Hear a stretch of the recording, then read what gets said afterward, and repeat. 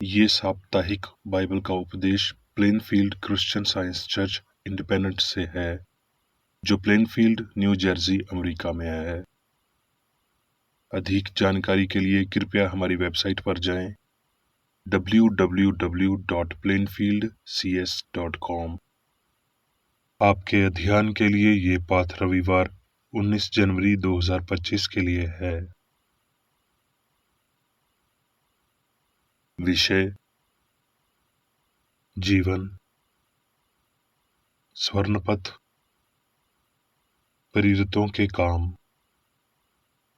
जबकि परमेश्वर मरे हुओं को जिलाता है, तो तुम्हारे यहाँ ये बात क्यों विश्वास के योग्य नहीं समझी जाती?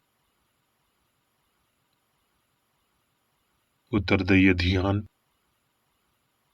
यूहन्ना।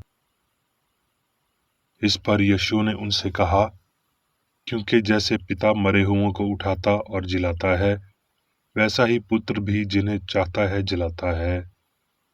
मैं तुमसे सच सच कहता हूँ, जो मेरा वचन सुनकर मेरे भेजने वाले की प्रतीति करता है, अनंत जीवन उसका है, और उस पर दंड की आज्ञा नहीं होती, परंतु वो मृत्यु से पार होकर जीवन में प्रवेश कर चुका है।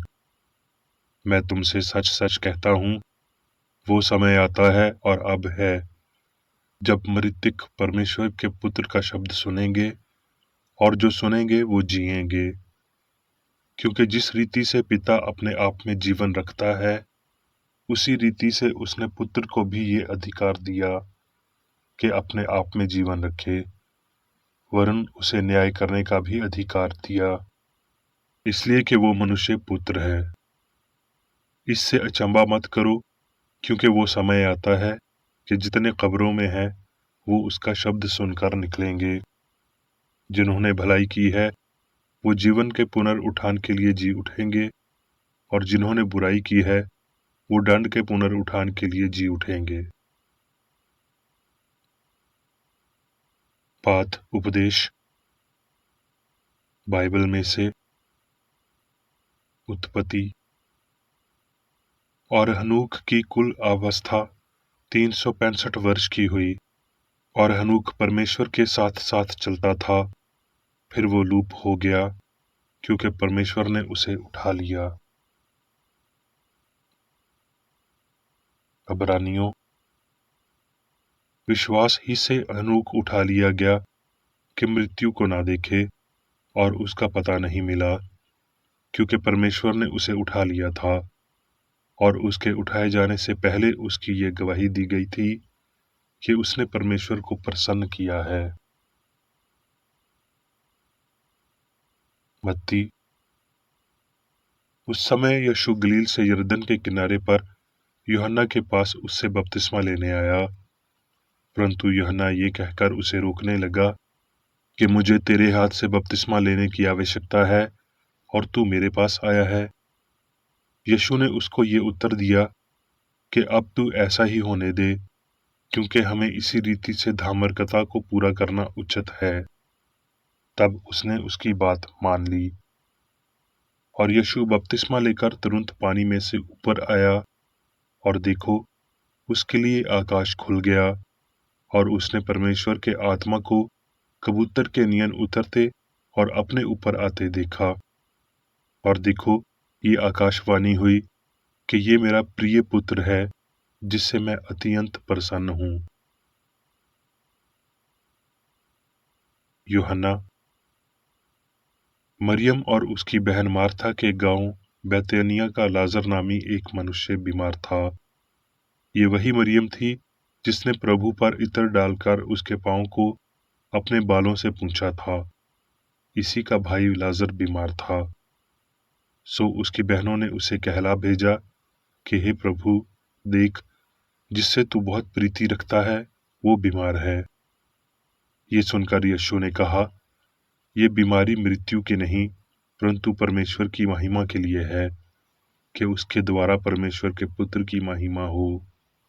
और यीशु मार्था और उसकी बहन और लाजर से प्रेम रखता था। सो जब उसने सुना कि वो बीमार है, तो जिस स्थान पर वो था, वहां 2 दिन और ठहर गया। फिर इसके बाद उसने चेलों से कहा कि आओ फिर यहूदिया को चलें। चेलों ने उससे कहा, हे रबी, अभी तो यहूदी तुझे पथरावा करना चाहते थे, और क्या तू फिर भी वहां जाता है? यीशु ने उत्तर दिया, क्या दिन के 12 घंटे नहीं होते? यदि कोई दिन को चले तो ठोकर नहीं खाता, क्योंकि इस जगत का उजाला देखता है, परंतु यदि कोई रात को चले तो ठोकर खाता है, क्योंकि उसमें प्रकाश नहीं। हमारा मित्र लाजर सो गया है, परंतु मैं उसे जगाने जाता हूँ। और मैं तुम्हारे कारण आनंदित हूँ कि मैं वहां न था, जिससे तुम विश्वास करो, परंतु अब आओ हम उसके पास चलें। सो यीशु को आकर मालूम हुआ कि उसे कब्र में रखे हुए 4 दिन हो चुके हैं। सो मार्था यीशु के आने का सुसमाचार सुनकर उससे भेंट करने को गई, परंतु मरियम घर में बैठी रही। मार्था ने यीशु से कहा, हे प्रभु, यदि तू यहाँ होता तो मेरा भाई कदापि न मरता। और अब भी मैं जानती हूँ कि जो कुछ तू परमेश्वर से मांगेगा, परमेश्वर तुझे देगा। यीशु ने उससे कहा, तेरा भाई जी उठेगा। मार्था ने उससे कहा, मैं जानती हूँ कि अंतिम दिन में पुनरुत्थान के समय वो जी उठेगा। यीशु ने उससे कहा, पुनरुत्थान और जीवन मैं ही हूँ। जो कोई मुझ पर विश्वास करता है, वो यदि मर भी जाए तो भी जिएगा, और जो कोई जीवित है और मुझ पर विश्वास करता है, वो अनंत काल तक कभी न मरेगा। क्या तू इस बात पर विश्वास करती है? उसने उससे कहा, हाँ हे प्रभु, मैं विश्वास कर चुकी हूँ कि परमेश्वर का पुत्र मसीह जो जगत में आने वाला था, वो तू ही है।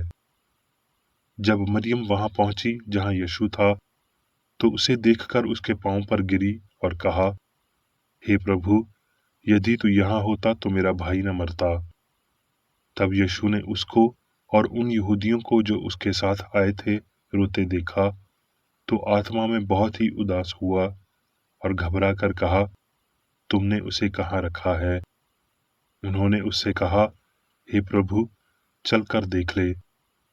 यीशु के आंसू बहने लगे। तब यहूदी कहने लगे, वो उससे कैसी प्रीति रखता था। यीशु मन में फिर बहुत ही उदास होकर कब्र पर आया। वो एक गुफा थी और एक पत्थर उस पर धरा था। यीशु ने कहा, पत्थर को हटाओ। उस मरे हुए की बहन मार्था उससे कहने लगी, हे प्रभु, उसमें से अब दुर्गंध आती है, क्योंकि उसे मरे 4 दिन हो गए। यीशु ने उससे कहा, क्या मैंने तुझसे ना कहा था कि यदि तू विश्वास करेगी तो परमेश्वर की महिमा को देखेगी? तब उन्होंने उस पत्थर को हटाया।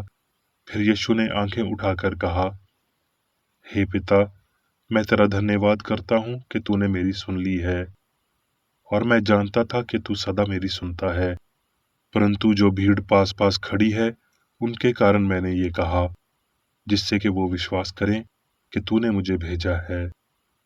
ये कहकर उसने बड़े शब्द से पुकारा, हे लाजर, निकल आ। जो मर गया था वो कफन से हाथ पांव बंधे हुए निकल आया, और उसका मुंह अंगूछे से लिपटा हुआ था। तो यीशु ने उनसे कहा, उसे खोलकर जाने दो। यूहन्ना। यीशु ने ये बातें कहीं और अपनी आंखें आकाश की ओर उठाकर कहा, हे पिता, वो घड़ी आ पहुंची, अपने पुत्र की महिमा कर कि पुत्र भी तेरी महिमा करे, क्योंकि तूने उसको सब पुरानियों पर अधिकार दिया कि जिन्हें तूने उसको दिया है उन सबको वो अनंत जीवन दे।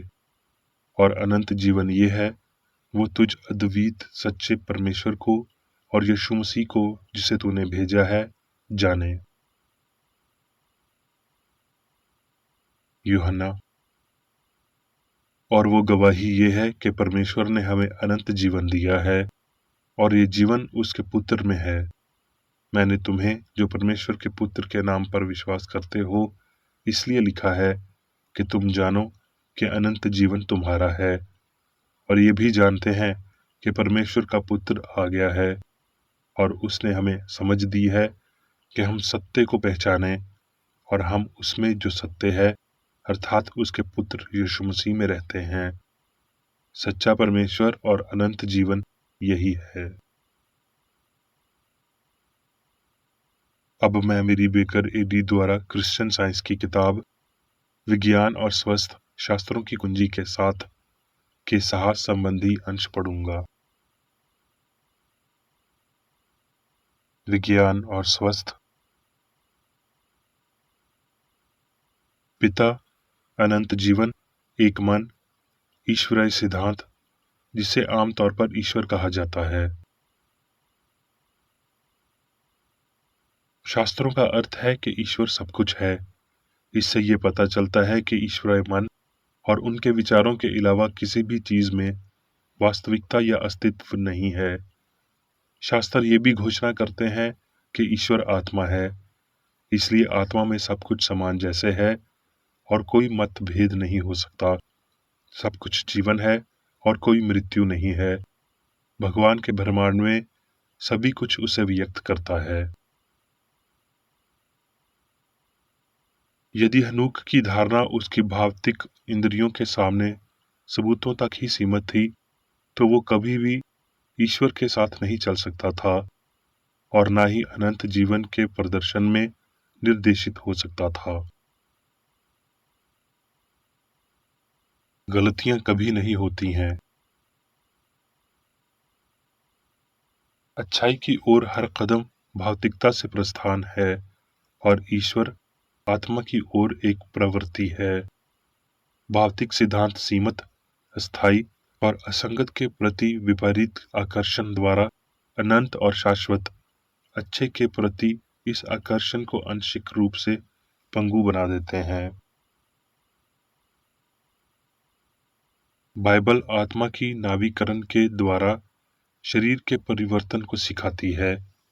यदि धर्म ग्रंथों के आध्यात्मिक अर्थ को हटा दिया जाए, तो ये संकलन मनुष्यों के लिए उतना ही उपयोगी होगा जितना कि चंद्रमा की किरणें बर्फ की नदी को पिघलाने के लिए उपयोगी नहीं होती। अज्ञास के बिना उपदेश देना युगों की भूल होगी। लेखक ने आशाहीन जीवक बीमारी को ठीक किया है और जीवन और स्वास्थ्य को भगवान की समझ के माध्यम से उठाया है, जो कि मर रहा था।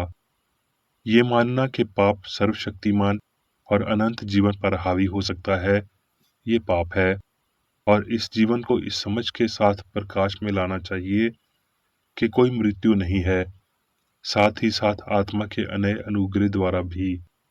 हालांकि हमें नियंत्रण के अधिक सरल प्रदर्शनों के साथ शुरू करना चाहिए और जितनी जल्दी हम शुरू करें उतना ही बेहतर है। अंतिम प्रदर्शन अपनी उपलब्धि के लिए समय लेता है। चलते समय हम आंख से निर्देशित होते हैं, हम अपने पैरों से आगे देखते हैं और अगर हम बुद्धिमान हैं तो हम आध्यात्मिक उन्नति की रेखा में एक कदम से आगे हैं। हमें अस्तित्व को संरक्षित करना चाहिए, ना कि अज्ञात भगवान को जिसकी हम अज्ञानतावश पूजा करते हैं, लेकिन शाश्वत, हमेशा का पिता, जीवन के लिए जो नश्वर भावशीन हो सकता है और ना ही नश्वर विश्वास नष्ट हो सकता है।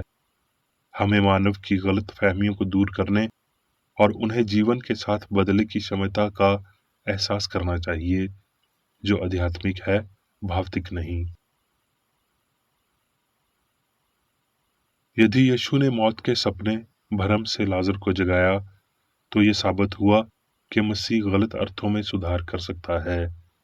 शक्ति और दिव्य मन की इच्छा के इस गाग परीक्षण पर संदेह करने की हिम्मत कौन करता है कि मनुष्य हमेशा के लिए अपनी पूर्ण स्थिति में बरकरार रहे और मनुष्य की संपूर्ण क्रिया को संचालित करे। यीशु ने कहा कि इस मंदिर शरीर को ढा दो और मैं मन उसे 3 दिन में खड़ा कर दूंगा। और उसने ऐसा थकी हुई मानवता को आश्वासित करने के लिए किया। क्या ये विश्वास करना बेवफाई की प्रजाति नहीं है कि मसीहा के रूप में इतना महान कार्य स्वयं या ईश्वर के लिए किया गया था, जिसे यीशु के उदाहरण से अनंत सिद्ध भाव को बनाए रखने के लिए किसी सहायता की आवश्यकता नहीं थी। लेकिन नश्वर लोगों को इस मदद की जरूरत थी और यीशु ने उनके लिए रास्ता बताया। ईश्वरीय प्रेम हमेशा से मिलता है और हमेशा हर मानवीय आवश्यकता को पूरा करता है। ये कल्पना करना ठीक नहीं है कि यीशु ने दिव्य शक्ति का चयन केवल संख्या के लिए किया, क्योंकि सभी मानव जाति के लिए और सभी समूहों में सभी अच्छे की आपूर्ति करता है। क्रिया का चमत्कार प्रेम का कोई चमत्कार नहीं है। पश्चाताप, आध्यात्मिक बपतिस्मा और उठान के माध्यम से नश्वर अपने भौतिक विश्वासों और झूठे व्यक्तित्व को बंद कर देते हैं। ये केवल समय का सवाल है कि छोटे से लेकर बड़े तक सबके सब मेरा ईश्वर का ज्ञान रखेंगे। पदार्थ के दावों से इनकार आत्मा की खुशियों की ओर, मानव स्वतंत्रता और शरीर पर अंतम विजय की ओर एक बड़ा कदम है। व्यक्ति सुसंगत हैं जो देख रहे हैं और प्रार्थना कर रहे हैं। वो दौड़ेंगे और श्रामित न होंगे, चलेंगे और थकित न होंगे। जो तेजी से अच्छाई हासिल करते हैं और अपना स्थान प्राप्त करते हैं, या धीरे धीरे प्राप्त करते हैं और निराश नहीं होते। भगवान को पूर्णता की आवश्यकता है, लेकिन तब तक नहीं जब तक आत्मा और मांस के बीच लड़ाई नहीं होती और जीत हासिल नहीं होती।